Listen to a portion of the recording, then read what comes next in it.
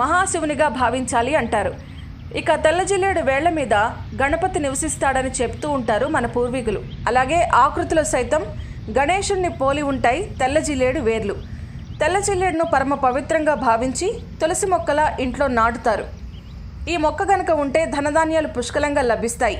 అంతేకాకుండా ఆలోచన కూడా పరిపక్వత వస్తుందని, అలాగే మనకెవరైనా హాని తలపెట్టినా అలాంటి దుష్ప్రభావం చూపించకుండా వారి ప్రయోగాలు నశిస్తాయని అంటూ ఉంటారు. ఒక మాటలో చెప్పాలంటే జిల్లేడు సిరి సంపదలకు ప్రతీక అని చెప్పొచ్చు.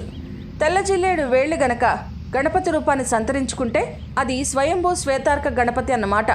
కొంతమందికి ఈ గణపతికి ఎరుపు రంగు అంటే ఇష్టం కాబట్టి ఈ ఆసనం మీద కుంకుమ వేసి శ్వేతార్క గణపతిని నిలిపి ఎర్ర వస్త్రం కప్పి నైవేద్యం సమర్పించి పగడాలు లేదా ఎర్ర రుద్రాక్షలతో పూజించాలి. మరి ఇంకెందుకు ఆలస్యం, మీరు కూడా తెల్ల జిల్లేడు మొక్కని తెచ్చుకొని